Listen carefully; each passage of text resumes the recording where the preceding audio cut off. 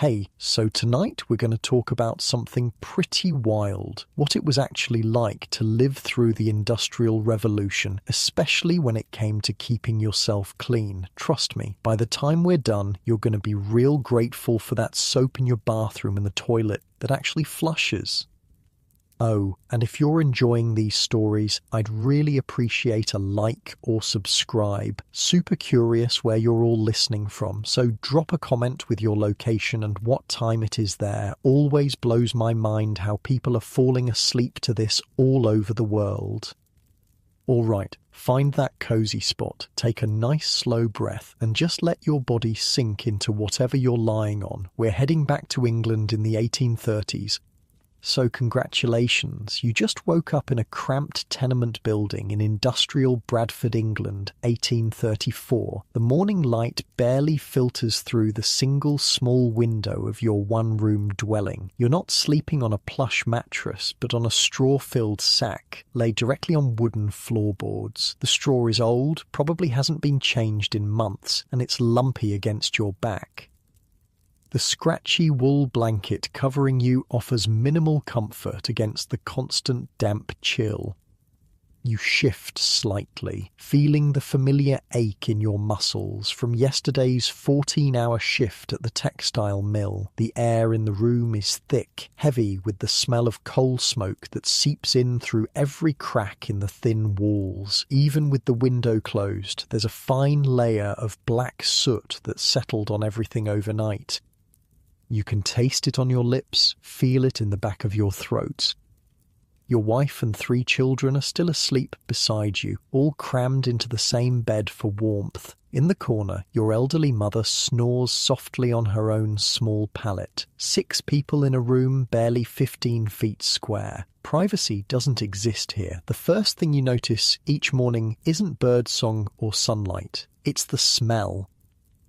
Now, good news and bad news. Bad news is that your nostrils are immediately assaulted by the combined scents of unwashed bodies, the chamber pot in the corner that needs emptying, cooking grease from last night's meagre dinner, the mildew on the walls, and the ever-present coal smoke. Good news? You barely notice it anymore. Your nose has adapted to this cocktail of industrial life scents. Visitors from the countryside might gag upon entering, but to you, this is just the normal backdrop of existence. You need to get up and start your day, but first, nature calls. You glance at the chipped ceramic chamber pot in the corner. It's nearly full from the family's use overnight. And here's the thing. In this working-class home in 1834 Bradford, there's no bathroom, no shower, no sink with running water, and definitely no toilet that flushes away your waste with the simple push of a lever. Instead, you'll use that chamber pot, which someone, probably your wife or eldest daughter, will have to carry downstairs and empty into the communal cesspit behind the building later this morning. If you're lucky, the cesspit has been emptied recently by the night soil men who collect human waste to sell as fertilizer. If you're not lucky, and honestly, in this neighbourhood you rarely are, the cesspit is overflowing, creating a foul-smelling puddle that seeps into the building's foundation. But let's get back to you. After using the chamber pot, you need to wash up a bit. There's a chipped ceramic basin on the room's only table, next to a pitcher of water that your wife filled yesterday from the communal pump down the street. The water sits overnight because making the trip for fresh water every morning would mean being late for work, and being late for work even once could cost you your job. The water in the basin is cold, of course. Heating water requires precious coal for the small iron stove, and you save that for essential cooking. So you splash the icy water on your face, the shock of cold making you gasp. There's a small sliver of harsh lye soap nearby, but you use it sparingly. Soap is expensive, and this piece needs to last the whole family at least another week. You run wet fingers through your hair and over your teeth. No toothbrush, no toothpaste. Those are luxuries for the middle and upper classes. Instead, you might rub your teeth with a rag and some salt if you have it. Many of your co-workers have already lost most of their teeth by your age. 35, their gums blackened and receding. You're relatively lucky, having only lost 3 molars so far to rot and infection. Now, I know what you're thinking. Why not just take a proper bath? Well, in 1834, working-class Bradford proper baths aren't really a thing. Your tenement building, housing 12 families, has no bathroom facilities whatsoever. The closest public bathhouse is across town, costs money you don't have, and you'd have to go during work hours anyway. Most working-class people in industrial cities might manage a full-body wash every few weeks at best, usually in that same small basin, standing up and using a rag to wipe themselves down section by section. Your daily bathing routine consists of washing your face, hands, and perhaps your armpits and groin, the Victorian version of what we'd now call a sink bath or a hawse bath, cleaning just the essential bits when a full wash isn't possible. After your minimal morning ablutions, you get dressed in the same clothes you wore yesterday and the day before. Working-class people typically owned 2 sets of clothes at most, one for work and one slightly nicer set for Sundays. Underwear as we know it doesn't really exist yet for most people. Men might wear long linen or cotton shirts that hang down past their waists, while women have simple shifts under their dresses. These garments are washed perhaps once a week, if that. The lack of cleaning isn't just laziness or lack of caring, it's practical reality. Without running water, every drop used for washing clothes has to be carried from the public pump, heated on the stove, and then the wet clothes have to be hung somewhere to dry in your already cramped living space. In winter, this is especially difficult, with damp clothes hanging for days in the already humid room, adding to the perpetual mildew problem. By now, your wife and children are stirring. The oldest, a girl of 12, has already started work at the same textile mill as you. The younger ones, 8 and 6, will be left in the care of your mother while you work. There's no school for them. Education isn't free or compulsory yet. They'll likely start working themselves in a year or 2. Breakfast is simple. A hunk of bread may be spread with a bit of dripping, saved animal fat if you're lucky, and weak tea if you can afford it. Your wife has already been up for a few minutes, stoking the small coal fire in the iron stove that serves as both cooking surface and the room's only heat source. The smoke adds to the room's already poor air quality, but it's either that or eat cold food and freeze in winter. Your daughter takes her turn at the water basin, going through the same minimal washing routine. The water is already dirty from your use, but you can't afford to waste it by changing it between users. By the time your wife uses it last, the water will be grey and cloudy. Now it's time to head to work. You and your daughter bundle up against the chill morning air and head down the narrow, twisting staircase that serves your building. It's dark, the steps worn unevenly from years of use. The smell gets worse as you descend, as the ground floor is closest to the overflowing cesspit out back, and the building's residents often empty chamber pots in the alley beside the building when the cesspit is too full. Stepping outside, you're hit by the full sensory assault of industrial Bradford in 1834. The air is thick with coal smoke from thousands of chimneys, both industrial and residential. The sky is rarely blue here anymore. Instead, it's a perpetual grey, with the sun appearing as a dim orange ball on the clearest days. Your lungs tighten slightly as you breathe in the particulate-laden air, but like the smells, you've grown accustomed to it. The narrow street outside your building is a mess of mud, horse manure, discarded food waste and human excrement. There are no sewers here yet. That innovation will come decades later after too many cholera outbreaks to ignore. Instead, waste simply accumulates wherever people drop it. After rain, the street becomes a foul-smelling river of filth, the contents of chamber pots and cesspits overflowing and mixing with the mud and animal waste. You and your daughter carefully pick your way through this muck, trying to keep your shoes as clean as possible. Shoes are expensive and difficult to replace. The poorest of your neighbours go barefoot even in winter, their feet calloused and often infected from constant contact with the filthy streets. As you walk toward the mill, you pass a water pump where several women are already queuing with buckets and jugs. This public pump is the sole water source for hundreds of people living in the surrounding tenements. The water comes from a well that, unbeknownst to anyone yet, is contaminated by seepage from nearby cesspits. The scientific understanding of how disease spreads is still in its infancy in 1834, and the connection between contaminated water and illnesses like cholera and typhoid hasn't been firmly established. This pump, providing water for drinking, cooking, and what little washing gets done, is slowly poisoning your entire neighborhood, but that knowledge is still decades away.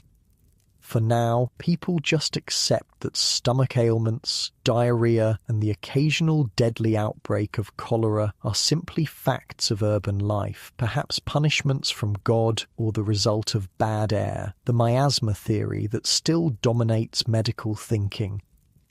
Speaking of medical thinking, healthcare for working-class people like you is basically non-existent. If you get sick, you simply try to work through it. Missing work means no pay, and no pay quickly means no food and eviction. There are no sick days, no health insurance, no worker protections. The most common medicines available to you would be alcohol to dull pain, various herbal concoctions of dubious effectiveness, or if you can afford to see a doctor, you can't. You might be bled with leeches or given mercury compounds that do more harm than good. Basic preventative healthcare measures that we take for granted, like regular bathing, hand washing before eating, and proper waste disposal, aren't understood as health issues yet. It's not that people want to be dirty or unhealthy, it's that the infrastructure doesn't exist to be clean by modern standards, and the scientific knowledge linking hygiene to health is still developing. You and your daughter arrive at the textile mill just as the morning bell is ringing. You'll spend the next 14 hours in a hot, humid, lint-filled room working with dangerous machinery for barely enough pay to keep your family fed. Your daughter, smaller and more nimble, will be sent crawling under still-running machines to clean them or retrieve dropped items, risking fingers, limbs, and even her life for a fraction of your already meagre wages. The mill itself is no cleaner than the streets. There are no toilets here either. Workers are expected to relieve themselves in designated corners or buckets, which are infrequently emptied. The air is filled with cotton lint and wool fibres that coat your lungs, eventually leading to chronic breathing problems that mill workers call brown lung. The machines are dangerously unguarded, regularly causing injuries from lost fingers to fatal accidents when clothing or hair gets caught in the mechanisms. By the end of your shift, you'll be exhausted, filthy with sweat, machine oil, and textile fibres. You'll make the long walk home in the dark, perhaps stopping at a pub for a pint if you can spare the pennies, not just for the brief pleasure of alcohol, but because beer is often safer to drink than water in many neighbourhoods. When you finally get home, there will be no hot shower to wash away the day's grime. Perhaps if it's your designated bath day, your wife will have hauled and heated enough water for you to wash more thoroughly. But more likely, you'll simply use that same basin, now filled with fresh water if you're lucky, to wipe away the worst of the day's dirt before collapsing into the same bed with your family to do it all again tomorrow. You shift a bit, finding that perfect spot as the factory whistle blows, signalling the start of another grinding workday in Bradford. Your muscles relax slightly as you make your way through the grimy streets where the air hangs thick with coal dust and your breathing naturally slows despite the harsh conditions around you. The factory floor is a world of its own. The deafening roar of machinery makes conversation impossible, which is just as well since talking would get you scolded by the floor manager. The air is thick with cotton fibres that dance in the shafts of dim light, filtering through the high, dirt-encrusted windows. These tiny particles settle in your lungs, building up year after year. Most mill workers develop a persistent cough after a few years, a condition locals call brown lung. The heat is oppressive. Textile machines run hot and windows remain closed to maintain the humidity needed for working with cotton threads. Sweat soaks through your clothes within the first hour, mixing with the machine oil that inevitably splatters onto your skin and garments.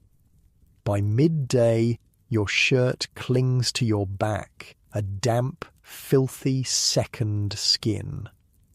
There's no break for lunch. You eat your piece of bread and perhaps a bit of cheese while continuing to work. Stopping the machines costs money, and the mill owner's profit matters more than your comfort or dignity. You've learned to chew carefully to avoid choking in the lint-filled air. And of course, there's no opportunity to wash your hands before eating.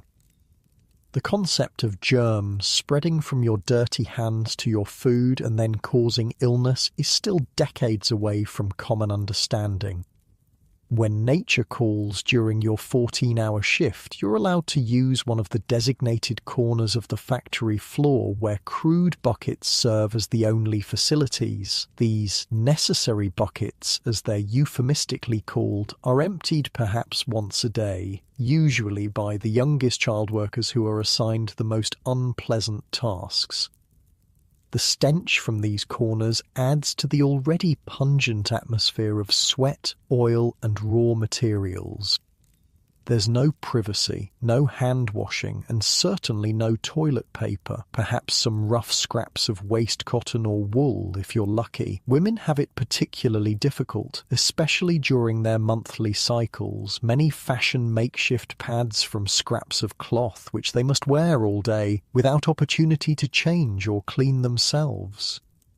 Blood-stained skirts are common and unavoidable, adding to the general humiliation. Looking around the factory floor, you can easily spot the different classes of workers by their level of filth. The child workers who crawl under still-running machines to clear jams or sweep up waste are virtually black with grime, their small bodies coated in oil and dirt.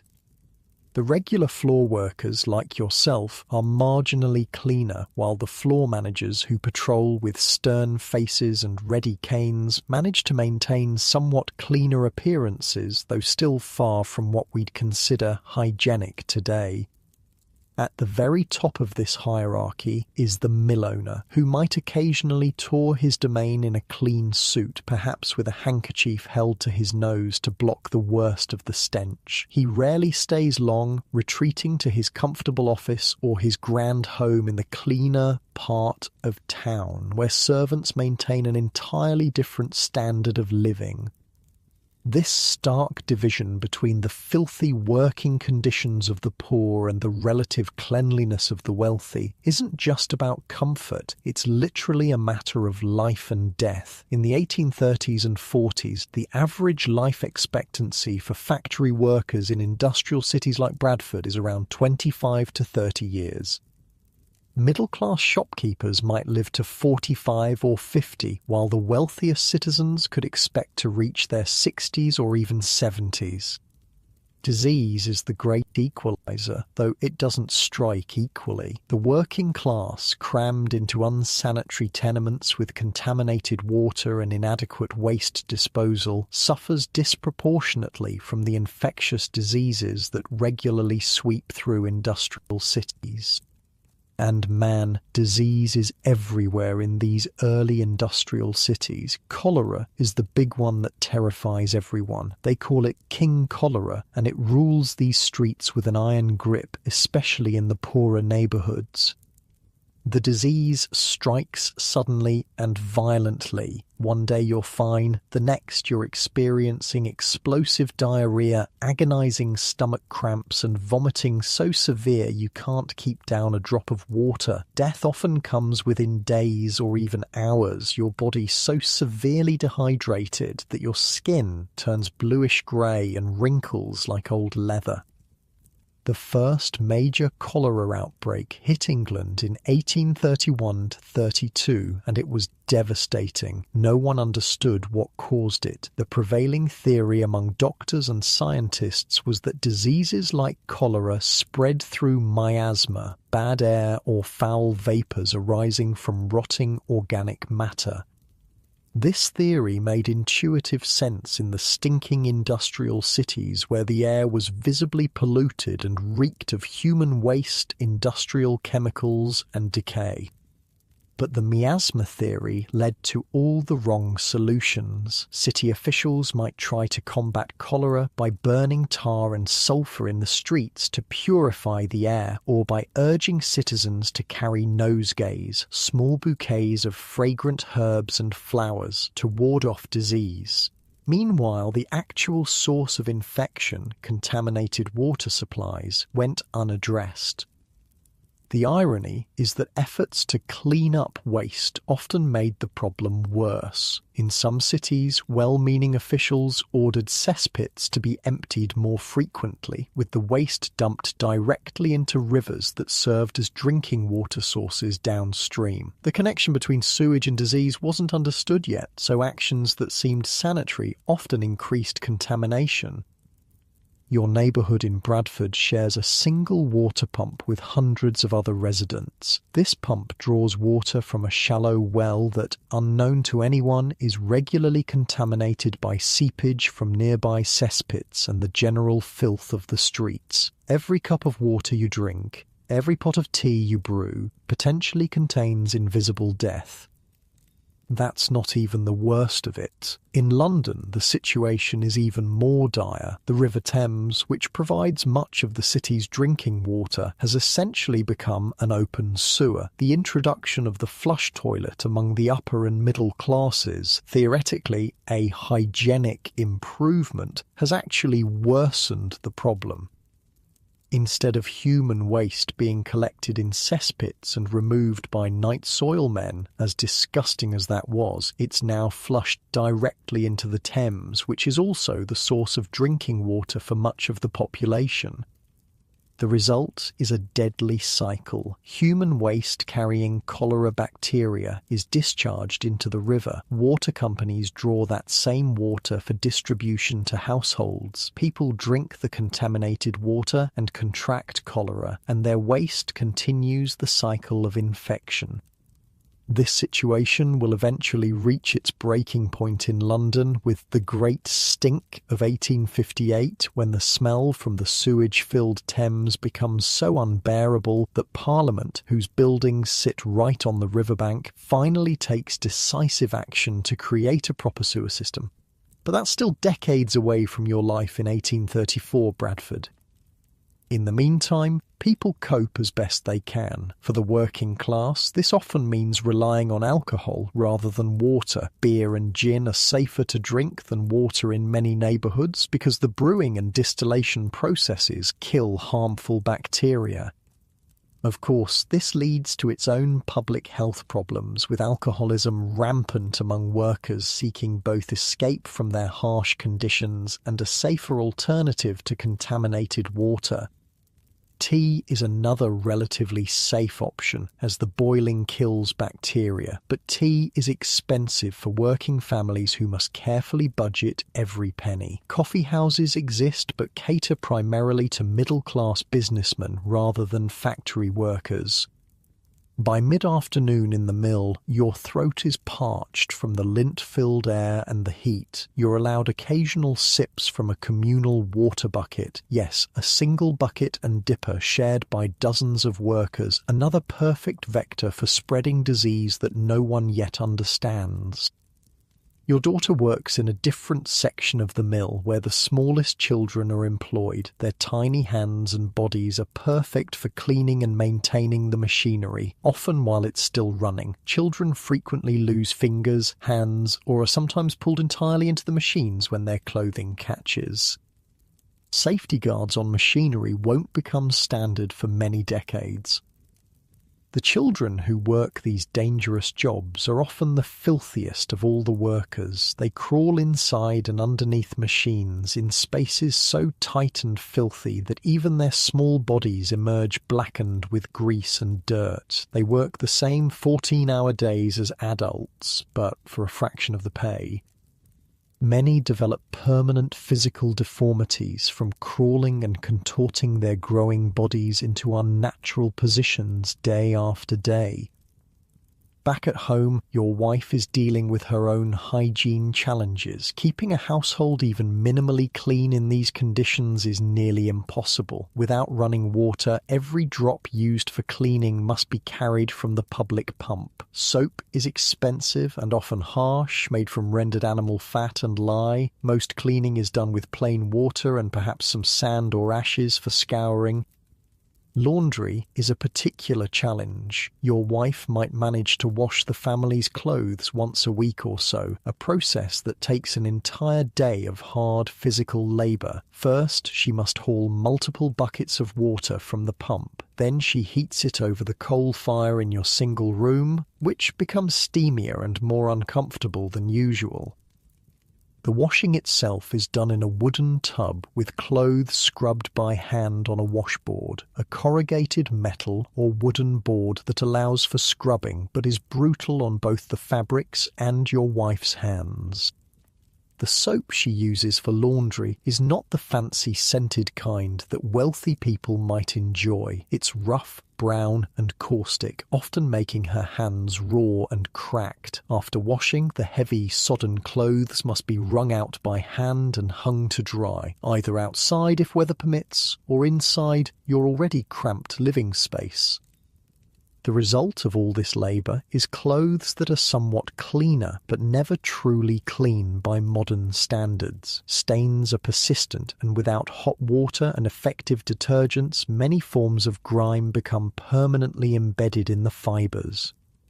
Body lice and other parasites are common, hiding in the seams of clothing where they're difficult to remove without boiling the garments, which would destroy many fabrics. Bedding presents an even greater challenge. Mattress ticking, the outer fabric case, and sheets, if you're fortunate enough to have them, are heavy and unwieldy when wet. They take days to dry in the damp climate of industrial England, especially in winter when they must be hung indoors. Many working-class families simply live with dirty bedding, which becomes a breeding ground for parasites, mould, and bacteria.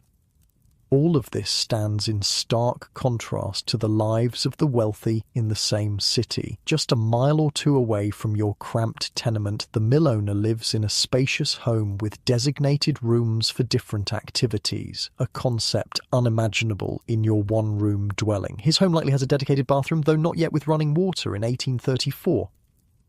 Instead, servants carry water to fill a copper or tin bathtub when the master or mistress wishes to bathe, which might be weekly or even daily for the truly fastidious. The water is heated beforehand, the soap is fine-milled and pleasantly scented, and afterward the dirty water is carried away by those same servants. Clean towels, fresh clothes laid out by a lady's maid or valet, and perhaps scented powder or cologne complete the bathing ritual. For the wealthy, cleanliness is becoming increasingly associated with moral virtue and social standing. Cleanliness is next to godliness is a phrase gaining popularity, though it's applied selectively. The poor are often judged as morally deficient for their lack of cleanliness, without acknowledgement of the structural and economic barriers that make hygiene nearly impossible for them. This moral dimension of cleanliness is reflected in the growing number of public bathhouses being established in some cities, often with charitable or religious backing. These facilities offer baths at reduced prices for the working class, though still out of reach for the poorest citizens. More importantly, they're only accessible during daylight hours when most factory workers are at their jobs.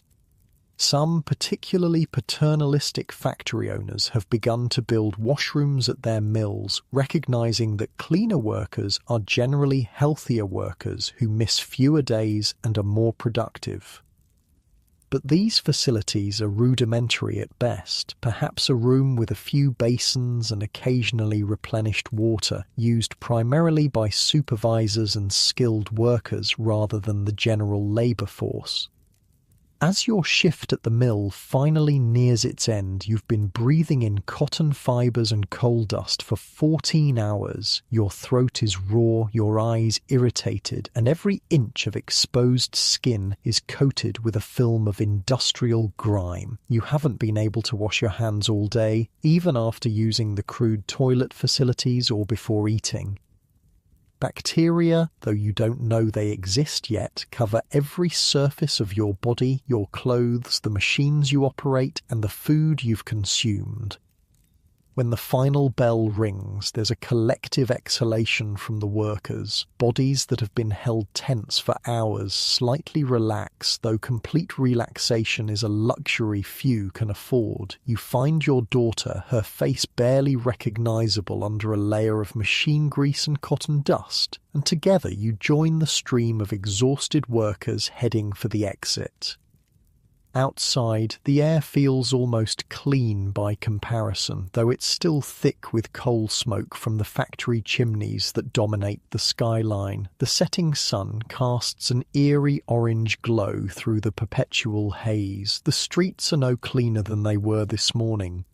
If anything, they're worse, as the day's waste has accumulated. You and your daughter begin the long walk home, joining the rivers of similarly filthy workers flowing from the various mills and factories. The wealthier citizens, if they must be out at this hour, keep to the opposite side of the street and hold handkerchiefs to their noses as they pass. Their obvious disgust is another small humiliation in a day full of them. By the time you reach your tenement building, your legs ache and your stomach growls with hunger. The stairway is dark, the smell of the building's waste even more pronounced in the evening heat. As you climb, you pass neighbours in similar states of exhaustion and filth. A child coughs continuously on the landing, that deep, rattling cough that often precedes tuberculosis, or consumption, as everyone calls it. Another neighbour's baby cries weakly behind a closed door, the sound thin and feeble in a way that makes your heart sink. Infant mortality in these tenements approaches 50% in some years. Your muscles unwind slightly as you climb the final steps to your room, the familiar surroundings offering some small comfort despite their squalor. The tension in your shoulders begins to release, and you take a deeper breath, settling into the end of another grinding day in industrial Bradford, where tomorrow will bring the same challenges and indignities as today. When you enter your single-room home, the familiar scene greets you. Your wife has managed to coax a small fire from the precious coal you can afford, bringing the temperature just above the damp chill that perpetually hangs in the air. The younger children rush to greet you and your daughter, their faces smudged but noticeably cleaner than yours. Your elderly mother sits in the corner, her gnarled hands working on mending a pair of trousers despite the dim light. "Did you bring water?" your wife asks immediately. It's a daily anxiety. There never seems to be enough water for all the family's needs, and fetching it is a chore that falls to whoever has the strength and time. You shake your head. After a 14-hour shift, the thought of queuing at the pump and lugging heavy buckets up those narrow stairs was too much. Your wife's face falls slightly, but she nods in understanding. It means she'll have to go herself after dinner or send one of the younger children, neither option ideal in the growing darkness. Dinner is a simple affair. A thin potato soup with perhaps a bit of onion and, if you're lucky, a small piece of salt pork for flavour, bread on the side, though it's not the fresh, crusty loaf you remember from your childhood in the countryside. This is dense, often adulterated with chalk or alum to stretch the flour, and sometimes slightly mouldy by the time you can afford to buy it. The entire family eats from the same pot, passing a couple of wooden spoons between you. There are no individual plates or utensils. Such things are luxuries beyond your means. You tear the bread with your hands, the same hands that have been handling machine parts, wiping sweat, and touching communal surfaces all day without once being washed. The children eat with equally dirty fingers, unconsciously ingesting the bacteria and parasites that cling to their skin.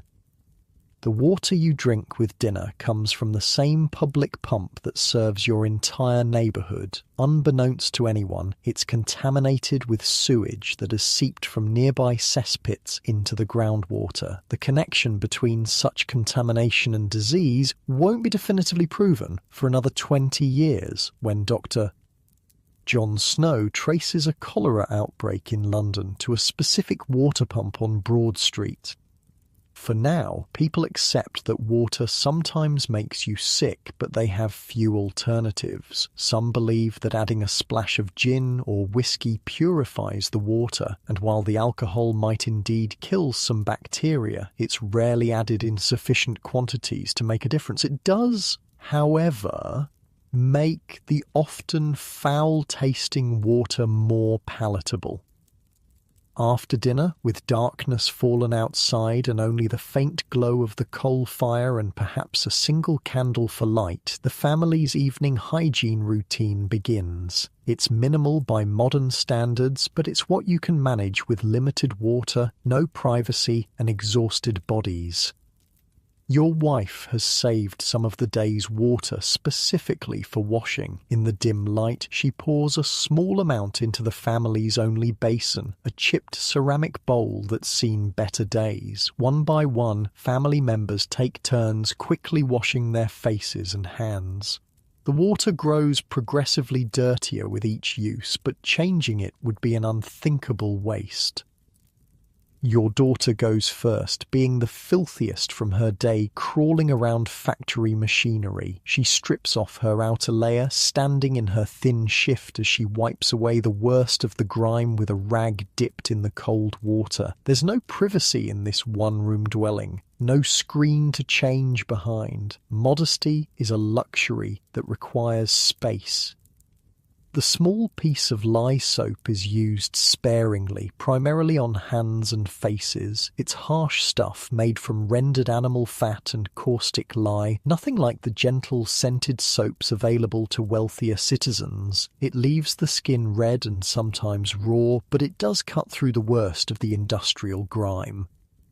When it's your turn at the basin, the water is already dark with the day's collected dirt. You don't complain. This is simply how it is. You focus on your hands and face, knowing that a more thorough washing will have to wait for Sunday, the only day the mill is closed. Sunday is bath day for most working-class families, the one day of the week when they can spare the time and fuel to heat enough water for a proper wash. Even then, bath day doesn't mean immersing your entire body in water. Instead, you'll stand or sit near the fire while your wife pours small amounts of heated water over you, section by section, quickly soaping and rinsing before the precious warmth dissipates. Your entire body might get wet during this process, but never all at once. There simply isn't enough hot water for that kind of luxury. As for your hair, it's washed perhaps once a month at most. Daily or even weekly hair washing is unheard of among the working class. Instead, men and women alike cope with greasy hair by wearing caps or headscarves or by vigorously brushing to distribute the oils and remove the worst of the visible dirt. Teeth cleaning, if it happens at all, consists of rubbing them with a rag, perhaps with some salt as an abrasive. Toothbrushes exist but are used primarily by the middle and upper classes. The earliest mass-produced toothbrushes are just starting to appear in the 1830s, but they're far too expensive for your family. As a result, dental problems are rampant. Tooth decay, gum disease, and chronic bad breath are simply facts of life. While the family takes turns with their minimal washing, your wife heats a small amount of water for another essential purpose, treating the family for lice and other parasites. Body lice, head lice, and bed bugs are constant companions in these crowded, rarely cleaned living conditions. One by one, the children sit near the fire while their mother carefully combs through their hair with a fine-toothed comb, pausing to crush the tiny parasites she finds. It's a tedious, time-consuming process, but a necessary one. Left unchecked, an infestation can lead to secondary infections as bites become infected, not to mention the constant discomfort and social stigma. For bedbugs, there are few effective treatments available. Occasionally, the entire family might evacuate your room for a day while sulfur is burned inside in an attempt to fumigate the space. More commonly, you simply endure their bites as another of life's many discomforts. Fleas are similarly difficult to eradicate. They breed in the cracks of floorboards, in bedding, and in the bodies of the rats that freely roam the tenement buildings. Like lice and bedbugs, they're vectors for disease, though this connection isn't yet understood in 1834. What is understood, at least on a practical level, is that vermin and filth seem to go together, and both seem connected to illness. Working-class families like yours do what they can to maintain some standard of cleanliness, not just for comfort, but out of a vague but correct intuition that cleanliness protects health. The wealthier classes often view the poor as inherently, even willfully dirty, judging the state of working-class homes and bodies without understanding the structural barriers to cleanliness. They don't see the hours your wife spends trying to keep your single room habitable, or how she stretches every drop of water and scrap of soap to maintain some semblance of hygiene. They don't understand that when you prioritize feeding your children over buying soap, it's not because you prefer filth, it's because hunger is the more immediate threat, or that when you wear the same clothes for days on end, it's because you own no others, and washing what you have means going naked while they dry. The middle and upper classes have begun to embrace cleanliness as a moral virtue, a sign of respectability and self-discipline. Cleanliness is next to godliness has become a common refrain, though it's applied selectively. The poor are judged as morally deficient for their lack of cleanliness, while the structural and economic barriers to hygiene go unacknowledged.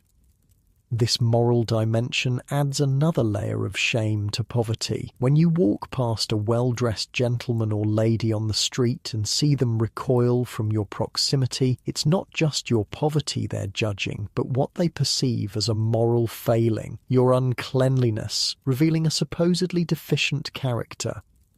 In reality, maintaining even minimal cleanliness in these conditions requires tremendous effort and ingenuity. Your wife's hands are perpetually raw and cracked from the harsh lye soap she uses for laundry. The children have permanently ingrained dirt in their knuckles and around their nails that no amount of scrubbing seems to remove.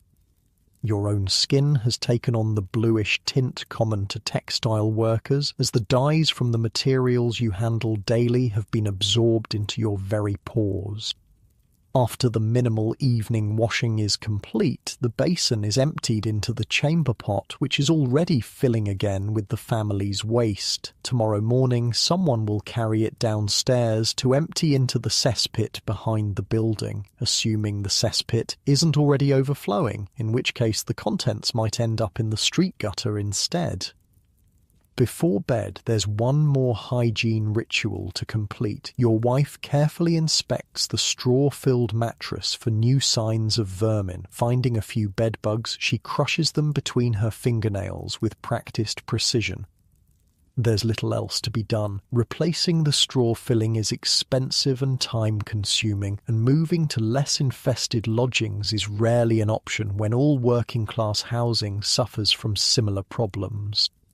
As the family prepares to sleep, all 6 of you crowding onto the single mattress for warmth, there's no changing into special night clothes. The younger children might strip down to their shifts, but you and your wife will likely sleep in the same clothes you've worn all day, minus perhaps the outermost layer. Changing clothes daily is a luxury reserved for the wealthy. The single room grows quieter as family members drift off to sleep, exhausted from the day's labour. The air is close and stuffy. Opening the window would let in the cold night air, which could be deadly in winter. So you sleep breathing the same stale air, filled with coal dust from the small fire, the collective exhalations of 6 people, and the various odours of unwashed bodies, chamber pots, cooking residue, and damp. Sleep comes quickly for most, despite the discomfort. Physical exhaustion trumps the hard mattress, the cramped conditions, and the occasional bite from a bedbug or flea. But for many in the neighbourhood, sleep is disrupted by chronic coughs. The mill cough that affects so many textile workers, or the more ominous deep cough of tuberculosis, commonly called consumption. Tuberculosis is rampant in these crowded, poorly ventilated dwellings. The disease spreads easily through the air when an infected person coughs, and with families sleeping in such close proximity, one case often leads to many. The wasting disease is so common that its symptoms, the persistent cough, night sweats, weight loss, and eventually the coughing up of blood, are seen as almost inevitable for many working-class people. Other respiratory ailments are similarly common. The constant inhalation of coal smoke, both from domestic fires and the factory chimneys that dominate the skyline, leads to chronic bronchitis and other lung diseases. Children raised in these conditions often develop permanent respiratory problems, their growing lungs damaged by the perpetually polluted air. Parasitic diseases add to the burden. Roundworm and tapeworm infestations are common, spread through contaminated food and water. The symptoms, abdominal pain, diarrhea, fatigue, and weight loss despite adequate food intake, are so prevalent that they're often not recognized as symptoms at all, just the normal state of existence. Waterborne diseases like typhoid similarly lurk in the community's water supply. Typhoid fever, with its high fevers, abdominal pain, and characteristic rose-coloured rash, periodically sweeps through working-class neighbourhoods. Like cholera, it spread primarily through water contaminated with the feces of infected individuals, but this connection won't be widely understood for decades. Yet despite all these health challenges, life goes on. Communities form, children play, families love one another. There's a remarkable resilience in these working-class neighbourhoods, a stubborn determination to find joy and meaning despite the harsh conditions. Your community has developed its own solutions to the challenges of maintaining health and hygiene with limited resources. Knowledge is passed from mother to daughter about which herbs might help with common ailments, which homemade remedies can ease a cough or settle an upset stomach. Neighbours share what they have, a bit of soap here, some clean water there, a remedy that worked for their child's rash. There are small triumphs too. Your wife's ability to stretch a sliver of soap to clean an entire family, your daughter learning to avoid the most dangerous parts of the machinery, coming home with fewer cuts and bruises, the younger children staying relatively healthy despite everything, their small bodies somehow adapting to conditions that would shock modern sensibilities. And there are moments of simple pleasure, the relative luxury of Sunday's more thorough wash, the clean feeling, however brief, after changing into your slightly less dirty Sunday best clothes for church, the communal baths that some neighborhoods organize in summer when children, and sometimes adults too, can bathe in a nearby river, combining hygiene with rare recreation. As you drift towards sleep, your body sinking deeper into the lumpy mattress despite its discomforts, you find yourself thinking of the countryside you left behind. You remember the cleaner air, the less crowded conditions, the spring water that rarely made anyone sick, but you also remember the grinding rural poverty, the lack of steady work, the reason you came to Bradford in the first place. The industrial city, for all its filth and disease, offered opportunity, steady employment, higher wages than farm labour, the chance for your children to learn trades beyond subsistence farming. The bargain was clear, if unspoken: trade clean air and water for the chance to feed your family more reliably. Like thousands of others, you made that bargain, accepting the health risks of urban industrial life as the price of economic survival. Your breathing naturally slows to match your sleeping wife's beside you. The distant factory whistles have fallen silent, and even the perpetual city noise has diminished to a low murmur. Morning comes too soon, as always, before the first hint of dawn breaks through the perpetually smoke-dimmed sky. You're awake again, your body conditioned to rise before the factory whistle regardless of how poorly you've slept. The familiar aches have settled into your muscles, the soreness in your back from the hard mattress, the persistent pain in your hands from repetitive factory work, the slight burning in your lungs from years of breathing industrial air. The room is cold. The fire died hours ago, and the last of the coal will be saved for tonight. Your breath forms small clouds in the pre-dawn chill. Beside you, your family still sleeps, huddled together for warmth. You ease yourself carefully from the bed, trying not to wake them, though they too will need to rise soon. The chamber pot in the corner is nearly full again, the acrid smell of urine mingling with the other scents of the room. You use it quickly, the cold porcelain uncomfortable against your skin. There's no toilet paper, of course, that's a luxury for the wealthy. Instead, you use scraps of old newspaper saved for this purpose, the cheap ink coming off on your hands and adding another layer of grime to be dealt with. The water in the basin is ice cold, having sat overnight, but you splash some on your face anyway, the shock helping to clear the sleep from your mind. There's no time for a proper wash. That precious routine is reserved for evenings after work, and even then it's minimal by modern standards. Your wife stirs now, rising to stoke the embers of last night's fire just enough to heat water for tea. Tea is one small luxury you allow yourselves, even though the quality is poor, often adulterated with used leaves or even non-tea materials dyed to the right colour. Still, it provides a warm start to a cold day, and though no one yet understands why, the boiling water makes it safer to drink than the raw water from the pump.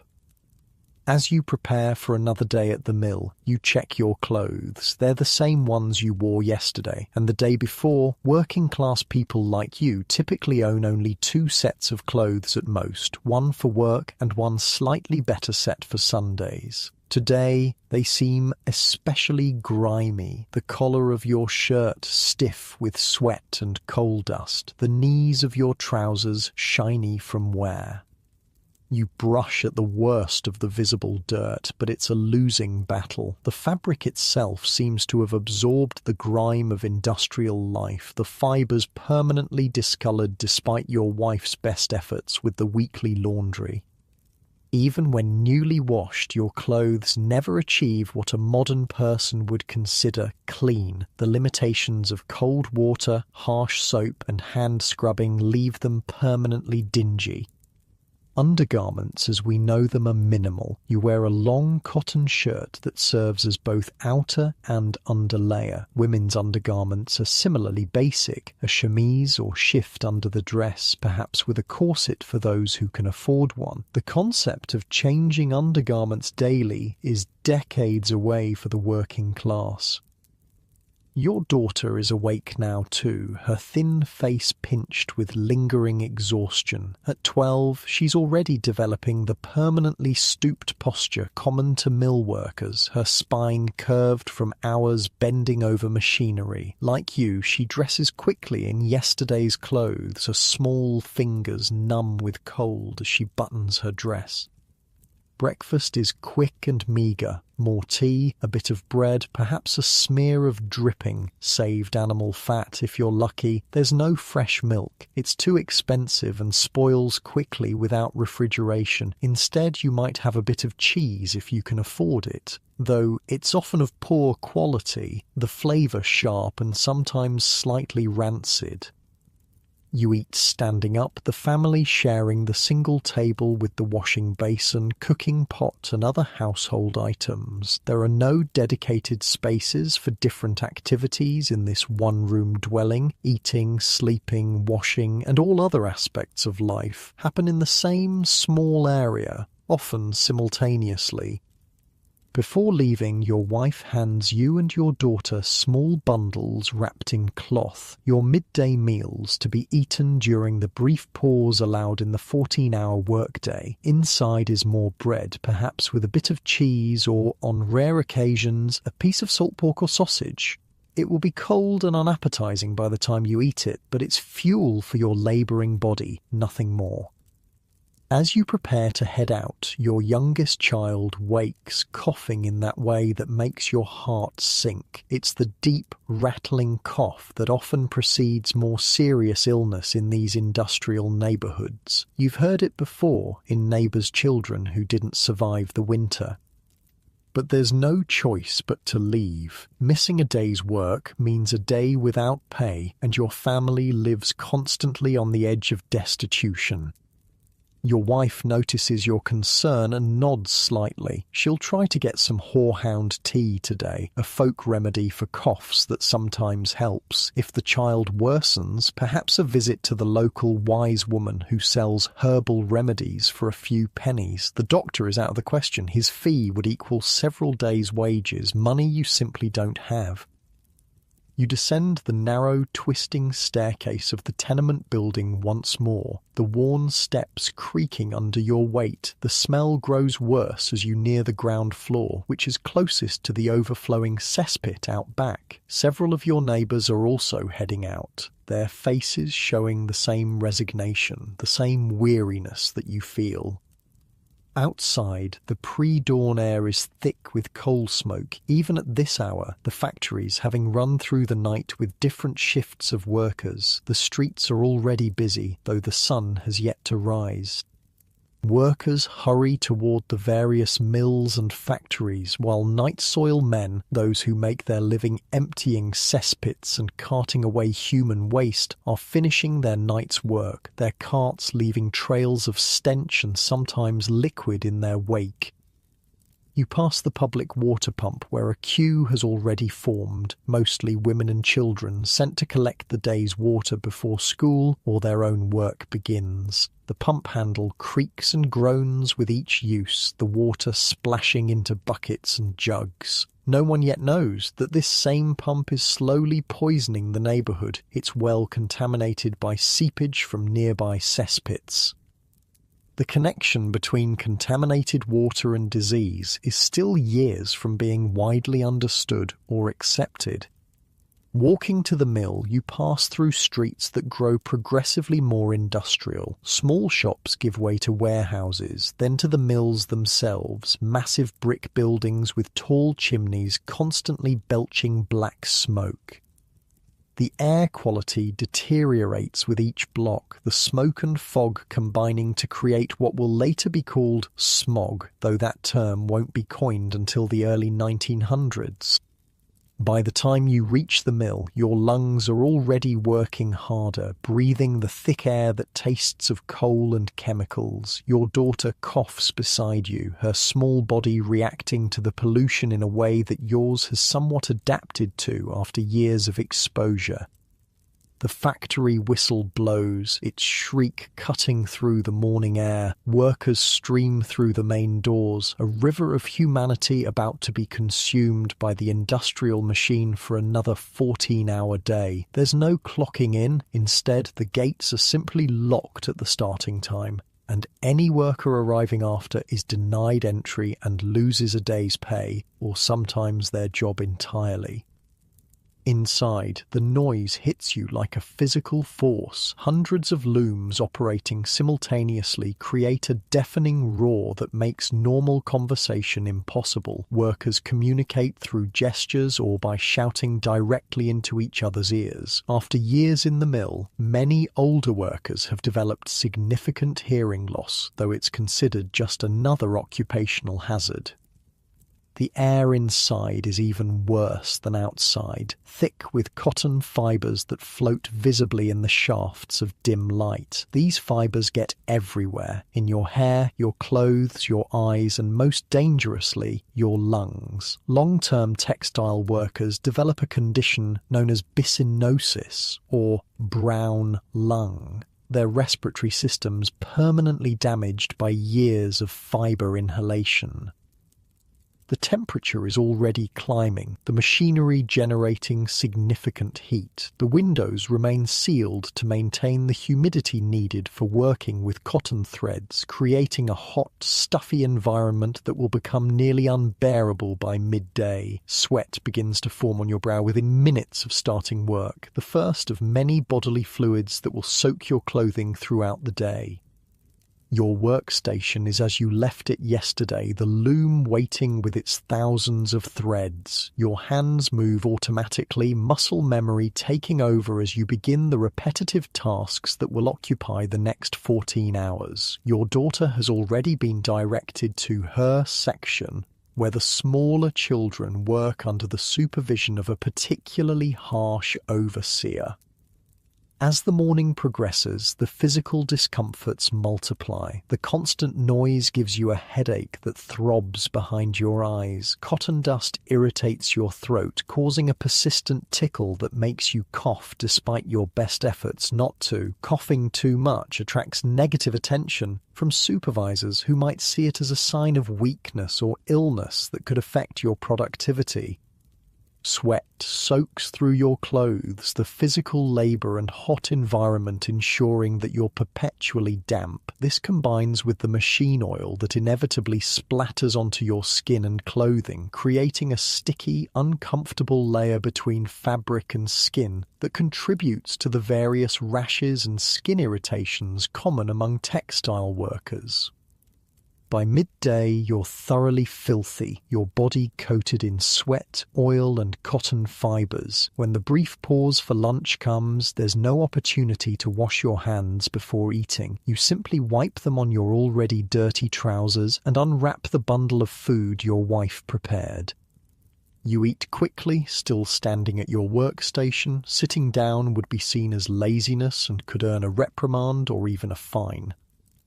The food, simple as it is, sits heavily in your stomach in the hot, stuffy air. You're perpetually thirsty, but drinking water is available only from a communal bucket and ladle shared by dozens of workers, another perfect vector for disease transmission that no one yet understands. Nature's calls during the workday are answered in designated corners where crude buckets serve as the only facilities. There's no privacy, no hand washing afterward, and the smell from these areas adds to the already overwhelming sensory assault of the factory floor.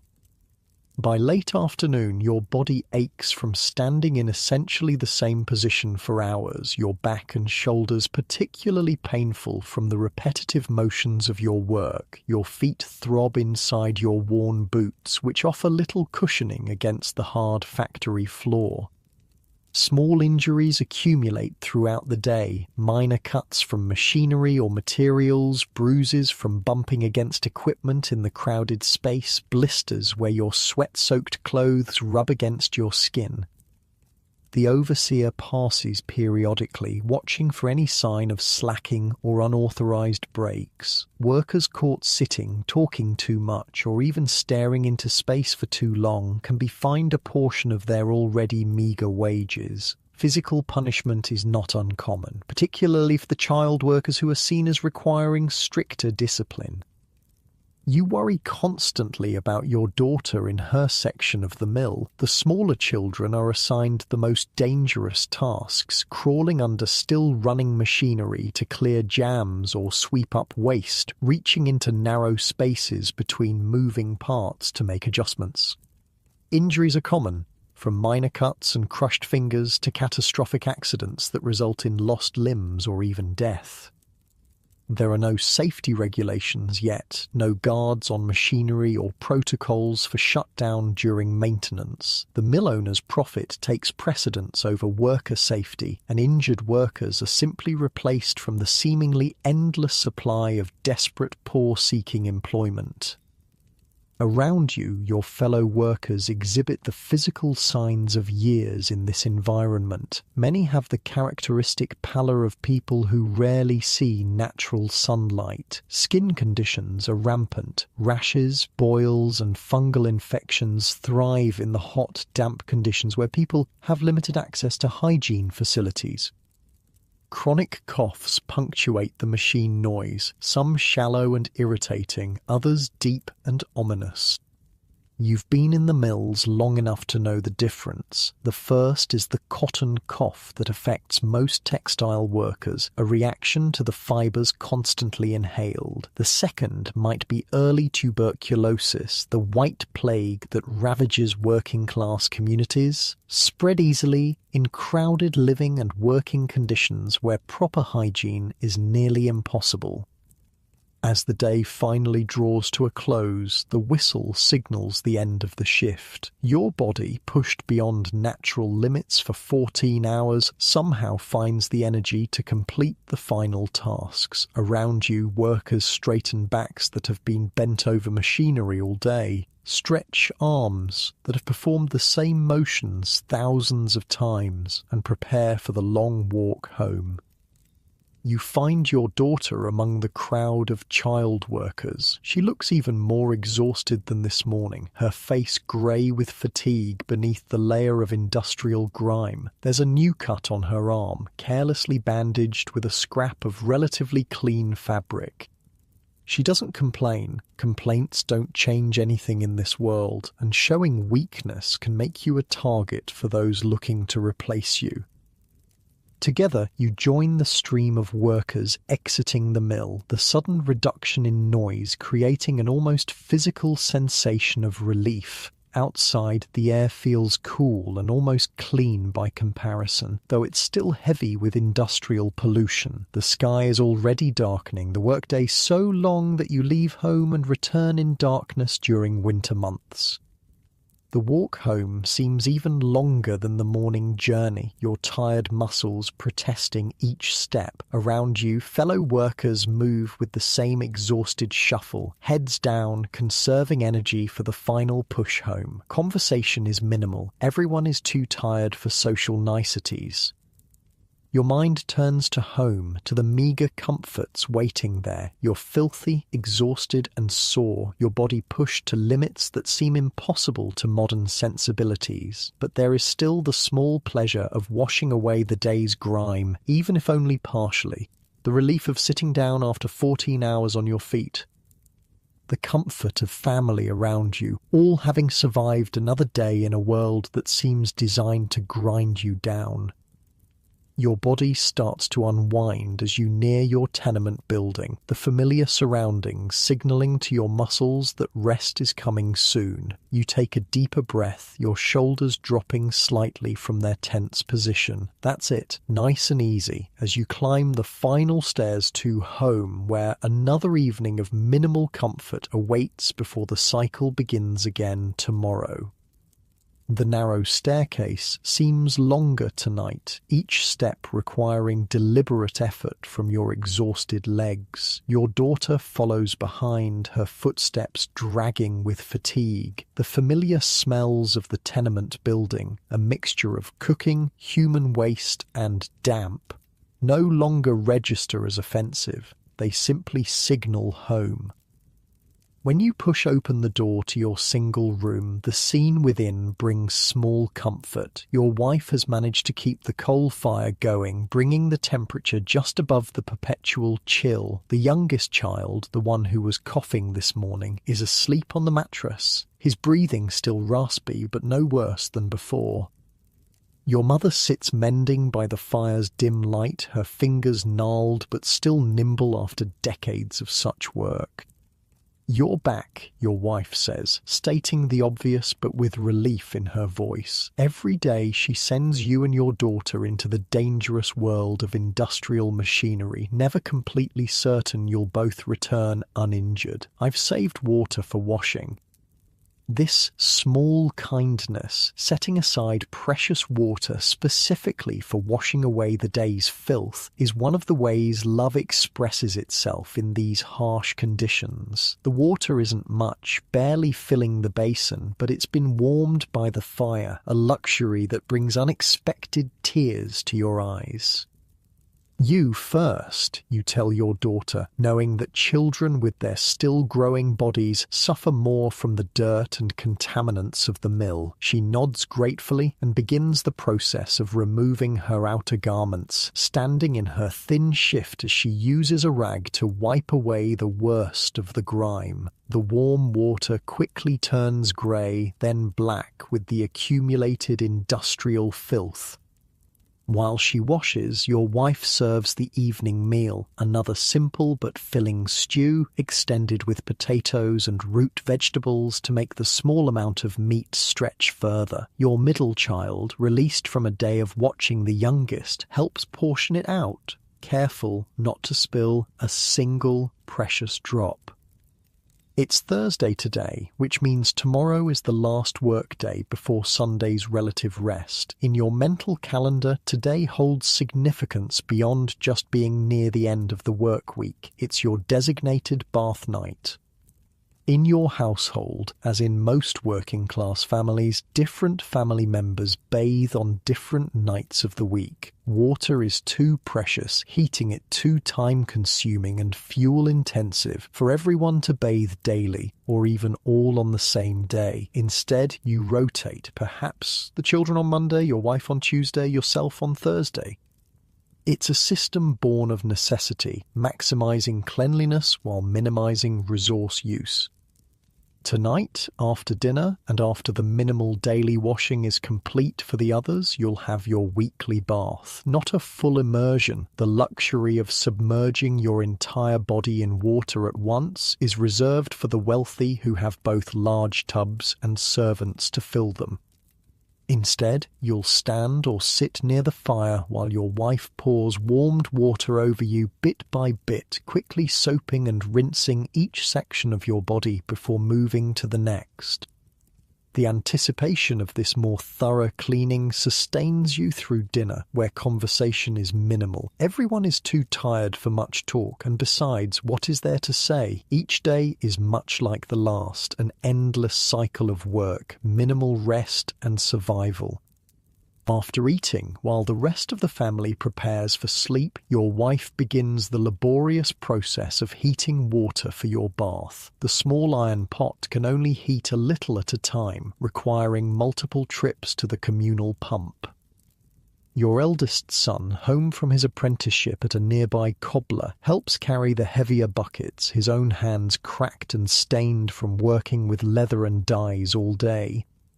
Finally, enough water has been heated. The children have been put to bed, though not asleep yet, and a blanket has been hung across one corner of the room to provide the barest minimum of privacy. It's the best that can be managed in this single-room dwelling. Behind this makeshift screen, you strip completely, the cool air raising goosebumps on your skin. Your wife brings the first pot of warm water and begins the process, pouring a small amount over your shoulders while you stand in a shallow basin that catches the runoff. The warm water is shocking against your perpetually chilled skin, a sensory pleasure so intense it's almost painful.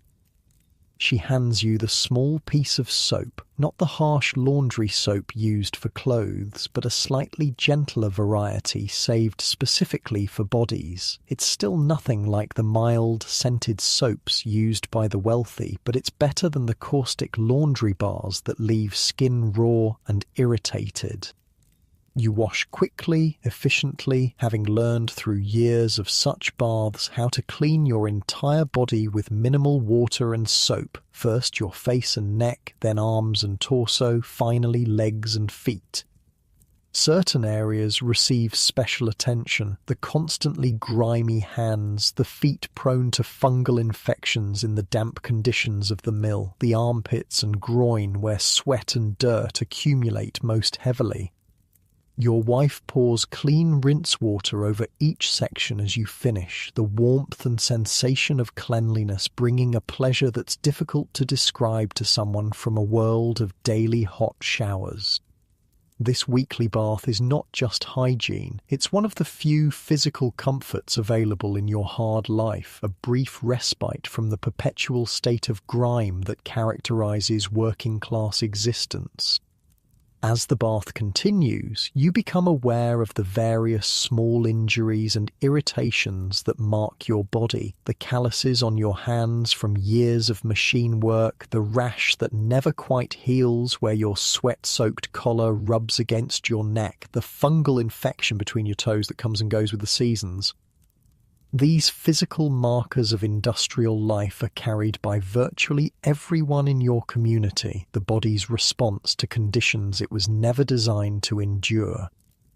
The bathwater grows progressively dirtier as the process continues, eventually turning nearly black with the accumulated grime of the week. By the end, you're not getting any cleaner, but the ritual itself holds importance beyond its practical function. It's a demarcation, a way of psychologically separating the end of one work week from the beginning of another. Clean, or at least cleaner than you've been in days, you dry yourself with a rough linen towel that's seen better days. Your wife has laid out your night clothes, simply your least dirty shirt and undergarments, as dedicated sleeping clothes are another luxury beyond reach.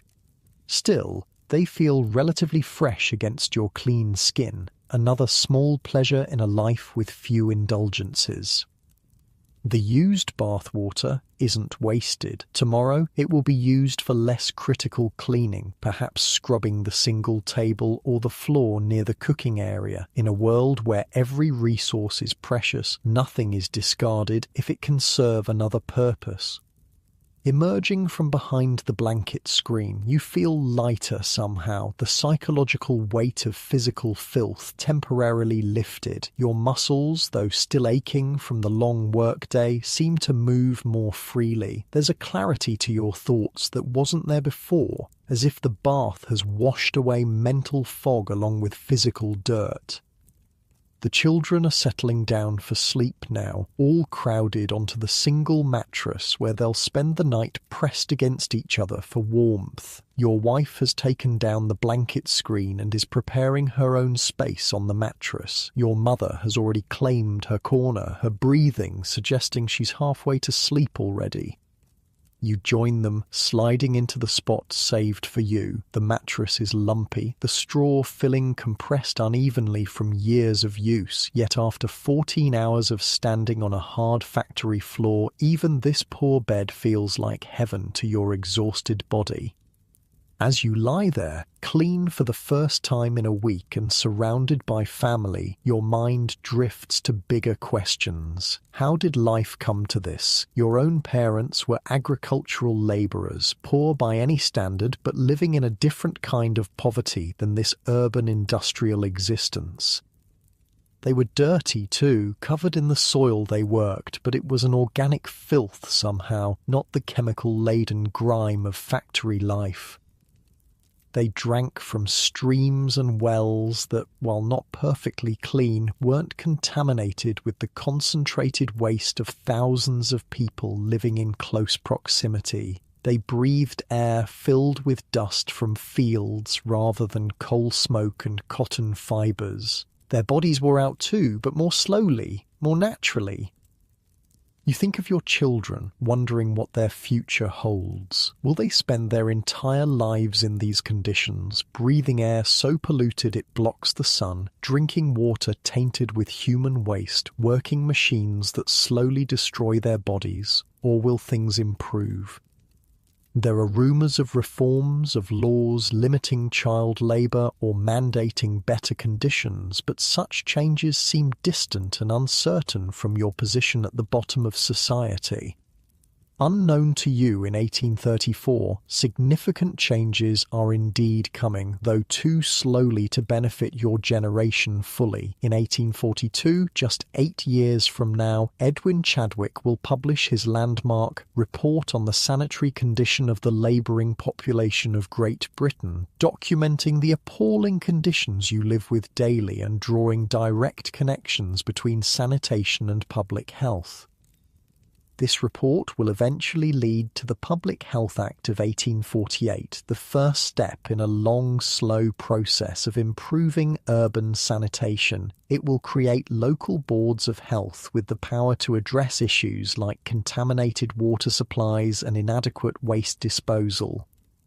In the coming decades, the scientific understanding of disease will undergo a revolution. John Snow's investigation of the 1854 cholera outbreak in London will demonstrate conclusively that the disease spreads through contaminated water, dealing a blow to the prevailing miasma theory. Louis Pasteur's germ theory of disease will further transform medicine and public health, leading to greater emphasis on hygiene as disease prevention. By the end of the 19th century, indoor plumbing will begin to appear in working-class neighbourhoods, though slowly and unevenly. Sewage systems will gradually replace cesspits, separating human waste from drinking water. Public baths will become more accessible, offering affordable facilities for those whose homes lack proper bathing accommodations. Working conditions will improve too, though again too slowly. The Factory Acts will gradually reduce working hours and set minimum ages for child labour. Safety regulations will make industrial accidents less common, though still far too frequent by modern standards. But all of this lies in a future you can barely imagine as you lie on your lumpy mattress in 1834. For you, cleanliness remains a weekly luxury rather than a daily right. Hygiene, a constant struggle against overwhelming structural barriers. The paradox of your era is that industrialization, which has so degraded your living conditions, also contains the seeds of eventual improvement. The same factories that pollute your air and water are producing goods that will eventually become affordable to working-class families. Items like soap, cotton underwear, toothbrushes, and eventually indoor plumbing fixtures. The middle class that is emerging from this industrial economy will develop new standards of cleanliness, gradually pushing for public health measures that will benefit everyone. The scientific advances of the era will transform understanding of disease transmission, leading to more effective preventative measures.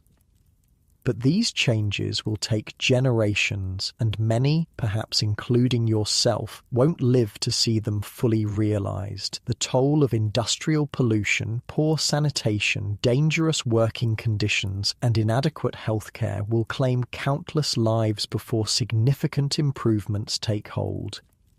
As your mind drifts through these half-formed thoughts, physical exhaustion begins to overcome mental activity. Your clean body, relatively speaking, has relaxed into the mattress. The familiar sounds of your family's breathing create a comforting backdrop to your gradually slowing thoughts.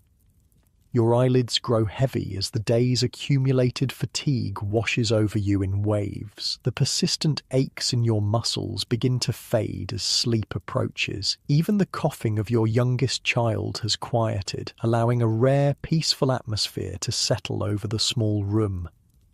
Tomorrow will bring another day of the same. The early rising, the minimal washing, the long hours at the mill, the perpetual grime. But for now, in this moment of relative cleanliness and rest, you can surrender to sleep's embrace. Your breathing slows, matching the rhythm of your wife beside you. The tension in your shoulders releases, melting away into the mattress. Your jaw unclenches. Your hands relax from their habitual working positions. The weight of your body seems to increase as it sinks deeper into the bedding, as if gravity itself has intensified. In these final moments before sleep claims you completely, there's a strange peace. Despite the hardships, despite the constant struggle to maintain even minimal cleanliness in conditions designed to defeat such efforts, there's a resilience in you and your community that transcends the physical circumstances. Humanity persists, finding dignity where possible, creating moments of cleanliness and comfort against overwhelming odds. As you drift deeper towards sleep, your mind empties of thoughts, leaving only sensations, the relative softness beneath you, the warmth of bodies nearby, the blessed stillness after a day of constant motion and noise. Your breathing grows deeper, more regular. Your limbs feel heavy and immovable, as if they've become part of the mattress itself. Sleep approaches now, its comforting darkness spreading from the edges of your consciousness toward the center. The day's struggles with grime and exhaustion fade away, replaced by the simple pleasure of rest. Your last conscious thought is gratitude for the small luxury of cleanliness, however temporary, however limited by the standards of future generations. And then sleep takes you completely, your mind and body finding the only true escape available from the harsh realities of working-class life in the early industrial revolution. In sleep, at least, there is equality. The mill owner in his mansion and you in your tenement both surrender to the same human need, though one does so in silk sheets and the other on a straw mattress. As you sleep outside your window, the industrial city continues its relentless activity. Factory chimneys still belch smoke into the night sky. Waste still flows into inadequate cesspits and contaminated wells. But change is coming, though too slowly and too late for many. The very conditions that make your life so difficult will eventually provoke the reforms that will transform urban life for future generations. For now, though, you sleep deeply, your clean body resting after the week's accumulated filth has been washed away. Tomorrow will bring its own challenges, but this moment of peace, this interval of relative cleanliness and comfort provides the strength to face whatever comes next. Your breathing has slowed to its resting rhythm now, your mind quiet, your body still. Sleep has claimed you fully, drawing you down into its healing depths, where even in this world of industrial grime and struggle, you can find temporary refuge in dreams.